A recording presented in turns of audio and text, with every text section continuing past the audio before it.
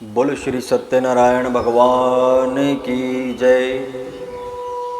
मैं पंडित गौरव कपिल और आज मैं आपको श्रवण कराऊंगा भगवान सत्यनारायण की कथा का तीसरा अध्याय।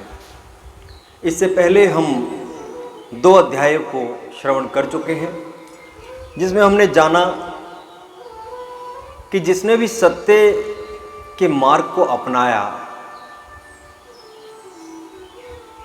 उसके जीवन में आनंद की प्राप्ति हुई, उसका जीवन सुखमय हो गया और उसके जीवन से समस्त प्रकार के जो अभाव थे वो दूर हो गए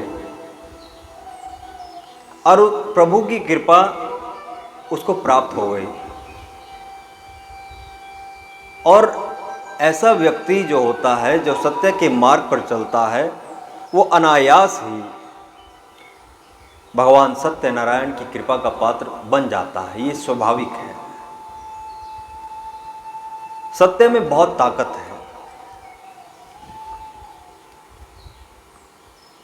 इसलिए सच्चाई के पथ पर चलने से भगवान की कृपा हो ही जाती है। आइए अब सुनते हैं तीसरे अध्याय को। तीसरे अध्याय में सूत जी कह रहे हैं कि हे श्रेष्ठ मुनिगण, अब मैं इससे आगे की कथा कहता हूं, ध्यानपूर्वक मुझे सुनना। प्राचीन काल में उल्कामुख नाम का एक राजा था जो बड़ा सत्यव्रती था, जितेंद्रिय था, बुद्धिमान था। प्रतिदिन देव मंदिर में दर्शनार्थ जाता था, दर्शन के लिए जाता था, याचकों को दान देता। उसकी पत्नी भी रूपवान, शील से संपन्न, बड़ी सुयोग्य थी। एक समय भद्रशिला नदी के किनारे पत्नी सहित राजा जो है सत्यनारायण भगवान की पूजा उपासना कर रहा था। उसी समय वहाँ पर एक साधु नाम का व्यापारी आ पहुँचा। वो व्यापारी वाणिज्य व्यवसाय के लिए बहुत सा कीमती सामान लेकर अपनी नाव के द्वारा एक अन्य स्थान को जा रहा था। जब उसने रास्ते में एक आयोजन होते हुए देखा तो अपनी नाव को वहीं किनारे पर ठहराकर राजा के समीप आ गया और उन्हें व्रत का आयोजन करते हुए देखकर नम्रतापूर्वक राजा से पूछने लगा कि हे महाराज, हे राजन, आप ये कैसा आयोजन कर रहे हैं? कृपा करके मुझे भी बतलाइए, मेरी भी जानने की इच्छा है। राजा ने उत्तर दिया, मैं सत्य स्वरूप भगवान विष्णु की पूजा कर रहा हूँ, सत्यनारायण भगवान की पूजा कर रहा हूँ, क्योंकि मैंने सत्य व्रत को धारण किया है। मैंने सत्य के मार्ग पर चलने की प्रतिज्ञा ली है, इसीलिए समय समय पर निष्ठापूर्वक भगवान सत्यनारायण का उत्सव आयोजन करता रहता हूँ। सत्य पालन के प्रभाव से भगवान सत्यनारायण की कृपा मुझ पर हुई और मेरे परिवार पर भी उनकी कृपा हुई और बंधु बांधवों का मेरा जीवन जो है अत्यंत सुखी बन गया। मेरे जीवन से समस्त प्रकार के कष्ट दूर हो गए, समस्त प्रकार के अभाव मेरे जीवन से दूर हो गए। राजा का कथन सुनकर उस साधु वैश्य ने कहा, महाराज, मैं भी इस व्रत को करना चाहता हूँ। आप इसका पूरा विधि विधान मुझे बतलाने की कृपा करें। मुझे भी जीवन में कई तरह के अभाव हैं, क्षोभ अनुभव होते हैं। मेरे यहाँ कोई संतान नहीं है। मेरे जीवन में बहुत तरह के कष्ट हैं जो निश्चित रूप से भगवान सत्यनारायण की पूजा के द्वारा सत्य के मार्ग पर चलने से दूर हो जाएंगे। भगवान सत्यनारायण की शरण में जाने से मेरा उनसे छुटकारा हो सकेगा। राजा से सत्य व्रत के विधान को उसने जाना और उसको धारण करने का निश्चय करके पूजा में भाग लेकर प्रसाद आदि खाने के बाद वो वैश्य अपने घर पहुंचा और उसने यह सब वृतांत अपनी धर्मपत्नी लीलावती से बतलाए। तो वह भी सत्यनारायण भगवान के व्रत का पालन करने को उद्यत हुई। उसके मन में भी कामना उत्पन्न हुई कि हमें भी ऐसा ही जीवन व्यतीत करना चाहिए। तब वे दोनों ही पति पत्नी अपने धर्म कर्तव्य को समझकर साधना और संयम का जीवन व्यतीत करने लगे, धर्म के पथ पर चलने लगे, सत्य के पथ पर चलने लगे। उन्होंने अपने जीवन को सत्यमय बना लिया और हर महीने जो है भगवान सत्यनारायण की कथा का आयोजन भी करते, जिससे वो अपनी इस प्रतिज्ञा को कभी भूले नहीं। और इसके फलस्वरूप उनके यहाँ उनको एक संतान की प्राप्ति हुई और उनकी वह कन्या संतान, जिसका नाम उन्होंने कलावती रखा, वो सब प्रकार से श्रेष्ठ थी और उसको पाकर वे अत्यंत प्रसन्न भी हुए, क्योंकि कन्या जो होती है ना, वो सौभाग्य और आदर के चिन्ह का स्वरूप होती है। कन्या सौभाग्य का प्रतीक है, आदर के चिन्ह के स्वरूप होती है। और उस वैश्य दंपति ने भगवान सत्यनारायण के व्रत का प्रचार करने के लिए और धर्म के कार्यों में खर्च करने के लिए अपने धन का एक बहुत बड़ा भाग व्यय करने का संकल्प किया। बहुत बड़े अपने धन के भाग को दान आदि के कार्यों में लगाने का भी उसने संकल्प किया। और भगवान सत्यनारायण उदार, दानशील, सेवापरायण व्यक्तियों पर प्रसन्न होते हैं। कृपण तथा स्वार्थी व्यक्ति उनको कदापि अच्छे नहीं लगते। उदार स्वभाव वालों के पास दरिद्रता कभी नहीं आती। धर्म कार्यों में व्यय करने से धन की वृद्धि ही होती है। जब हम दान आदि पर अपने धन का व्यय करते हैं तो हमारे धन में वृद्धि होती है, ना कि कोई कमी होती है। दान देने से हमारा धन बढ़ता है। जब हमारा धन दान आदि के कार्यों में लगता है, शुभ कर्मों में लगता है, पुण्य कर्मों में लगता है, तो हमारे धन में वृद्धि होती है। दूसरों की भलाई का ध्यान रखने वालों का धन संपत्ति कभी नहीं घटता, उल्टा और ज्यादा बढ़ता है। इस प्रकार सत्यव्रत का अनुयायी होने से उस वैश्य के धन वैभव की भी वृद्धि हुई। उसका धन और वैभव दोनों बढ़ने लगे और वो सुखी जीवन व्यतीत करने लगा। उसके जीवन से समस्त प्रकार के अभाव दूर हो गए। जब से उसने अपना धन शुभ कार्यों में, पुण्य कार्यों में, दान आदि के कार्यों में लगाना आरंभ किया, तब से उसके धन में और ज़्यादा वृद्धि हो गई, उसके वैभव में वृद्धि हो गई, उसके जीवन से समस्त प्रकार के कष्ट चिंताएं दूर हो गई। पर जब कुछ समय के पश्चात वो वैश्य इस व्रत के उद्देश्य को भूलने लगा, तो उसकी पत्नी लीलावती ने उससे कहा कि तुमने अपनी आमदनी का एक भाग सत्य व्रत के प्रसार में व्यय करने की प्रतिज्ञा की थी और तुमने प्रतिज्ञा की थी कि मैं सत्य के मार्ग पर चलूँगा, धर्म के मार्ग पर चलूँगा। अब आप वैसा नहीं कर रहे हैं। अब आप अपनी उस प्रतिज्ञा से पीछे हट रहे हैं। पर उस समय धन के बढ़ने से वह अत्यंत लालची बन गया था, इसलिए उसने उपेक्षा पूर्वक कहा कि अपनी पुत्री के विवाह आदि होने के बाद धर्म कार्यों पर ध्यान देंगे। जब पुत्री आदि का विवाह हो जाएगा तो उसके बाद सोचेंगे धार्मिक कार्यों के लिए। ऐसे अपनी पत्नी को उसने आश्वासन दे दिया। जब कलावती विवाह योग्य हो गई, जब उसने देखा कि अब पुत्री जो है विवाह योग्य हो गई है, तो तुरंत दूत को बुलाकर कहा कि मेरी पुत्री के वास्ते जो है कोई सुयोग्य वर देख कर लाओ।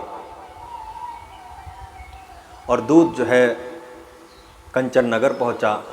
वहाँ बड़ी देखभाल करके जो है उस वैश्य की पुत्री के लिए सुयोग्य वर को देखकर लेकर आया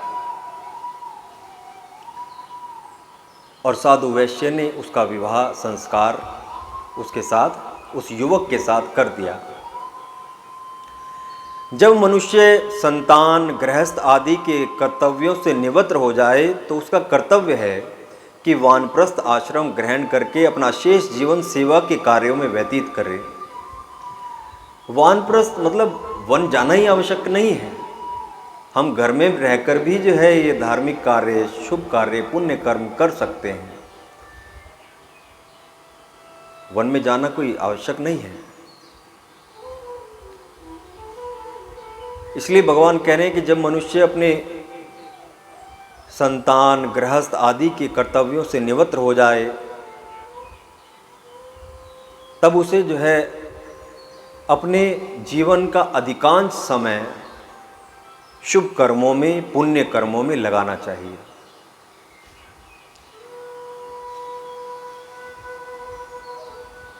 लेकिन इसके विपरीत हो रहा था। उस वैश्य का अर्थ प्रेम दिन प्रतिदिन बढ़ता गया और वो अधिक से अधिक धन कमाने की बात ही सोचा करता था।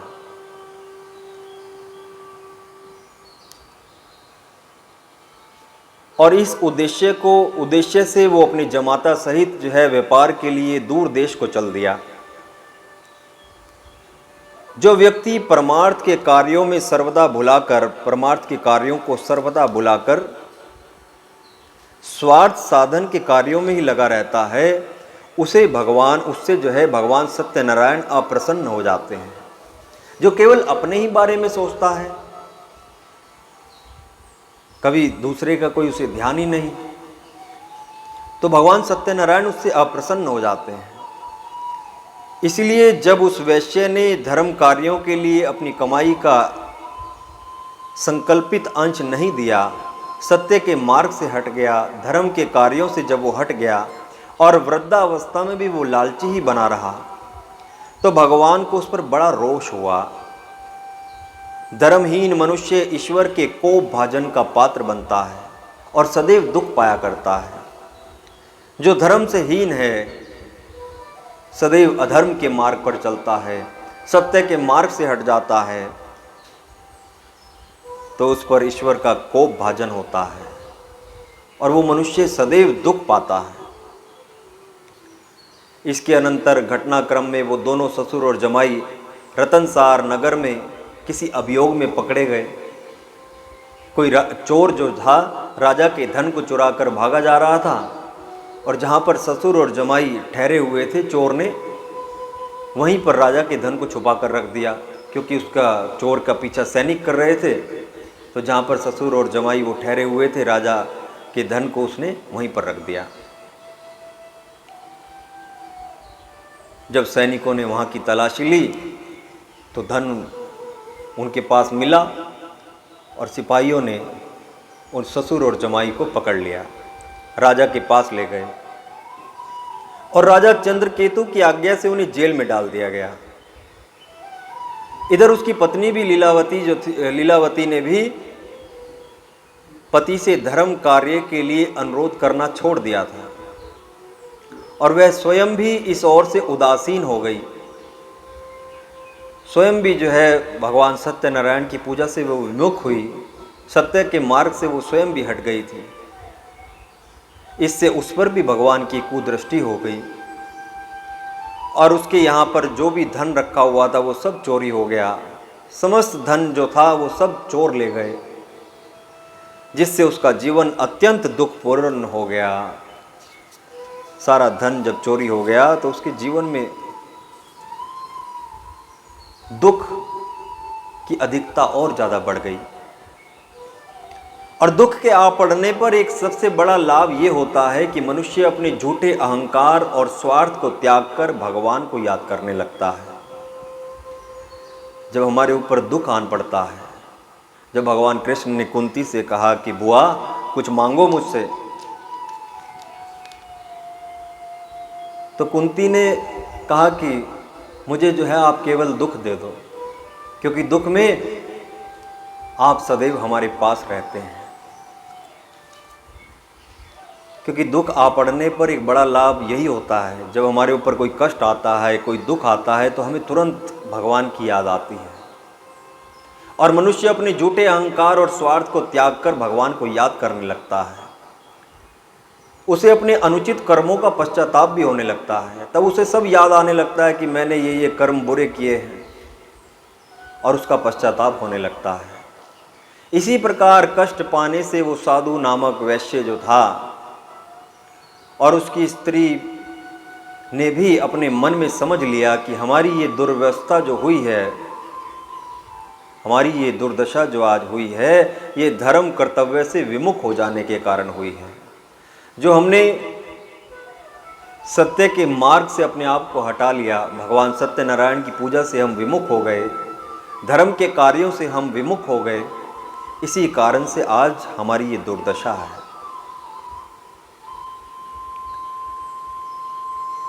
उस साधु की पुत्री जो थी एक ब्राह्मण के घर गई और वहाँ उसने सत्यनारायण के व्रत होते हुए देखा, पूजा होते हुए देखी, कथा सुनी, प्रसाद खाया। रात को घर आई, तब साधु की पत्नी ने उससे पूछा कि हे पुत्री, अब तक कहाँ रही? तब पुत्री ने कहा कि मैं एक ब्राह्मण के घर गई थी और वहाँ पर जो है भगवान सत्यनारायण की कथा हो रही थी। मैंने वहाँ पर कथा सुनी, प्रसाद आदि खाया, और जैसे ही उसकी बातें सुनी तो साधु की पत्नी तुरंत पूजन की तैयारी करने लगी, भगवान सत्यनारायण की पूजा की तैयारी करने लगी। और उस दिन उसने फिर से संकल्प लिया कि भगवान, अगर हमारे से कोई अपराध हुआ तो उसके लिए आप क्षमा करें। भगवान से उसने क्षमा मांगी। साधु ने भी जो है भगवान से क्षमा मांगी कि भगवान, हमारे से जो गलती हुई है, जो अपराध हुआ है, उसके लिए आप हमें क्षमा करें। कहते हैं कि जब मनुष्य के विचार बदल जाते हैं तो परिस्थितियों में भी परिवर्तन हो जाया करते हैं। सज्जनता की भावनाओं से भगवान शीघ्र प्रसन्न हो जाते हैं। और इसके पश्चात राजा चंद्रकेतु को जांच करने पर यह विदित हुआ कि साधु वैश्य का कोई दोष नहीं है, वो गलती से पकड़ लिया गया है। साथ ही रात को उसको स्वप्न में भी आया, भगवान का स्वप्न आया उसे। श्री सत्यनारायण भगवान ने उसको स्वप्न में दर्शन देकर कहा कि साधु को और उसके दामाद को प्रातः ही छोड़ दो, नहीं तो तेरा धन धान्य राज्य आदि सब नष्ट हो जाएगा। राजा ने सुबह सभा में अपना स्वप्न सुनाया। जांच पड़ताल में भी जो है ये समझ आ चुका था कि वो गलती से पकड़ लिए गए हैं। इस पर उन्हें छोड़ दिया गया और उनसे जो भी धन लिया था उससे दुगना धन राजा ने उनको दिया और आदर सहित उनका सम्मान किया और उन्हें मुक्त कर दिया। इस संसार में सबसे मुख्य बात है भगवान के आदेश का पालन करना। यही समझकर मनुष्य को यह कार्य करना चाहिए जिससे भगवान प्रसन्न हों। और जब हम शुभ कार्य करते हैं, पुण्य कर्म करते हैं, सत्य के मार्ग पर चलते हैं, जब हमारा जीवन दूसरों की भलाई के लिए होता है तो भगवान की कृपा हम पर हो जाती है। उस समय दुख भी सुख के रूप में बदल जाता है और भगवान की अकृपा से सुख के सब साधन रहते हुए भी दुख सागर में डूब जाना पड़ता है। वैश्य के घर से जो धन चुराया गया था उसका भी पता लग गया, वो सब भी वापस मिल गया। और धर्म का पालन करने से सुख के दिन फिर लौट आए। भगवान सत्यनारायण की कृपा से सब प्रकार के कष्टों का अंत हो जाता है और लोक परलोक सर्वत्र सुख प्राप्त होता है। इस प्रकार से जब साधु ने फिर से सत्य के मार्ग को अपनाया, भगवान सत्यनारायण की पूजा आरंभ कर दी, अपनी गलती का उसे एहसास हुआ कि मैं धर्म के पथ से हट गया था, तो उसके पुराने दिन फिर से वापस आ गए। उसके जीवन के समस्त प्रकार के कष्ट आदि सब मिट गए। इस प्रकार से जो है वो साधु सुखी जीवन व्यतीत करने लगा। बोलो श्री सत्यनारायण भगवान की जय। ये था तीसरा अध्याय। इसके बाद श्रवण करेंगे हम चौथा अध्याय। बोलो श्री सत्यनारायण भगवान की जय।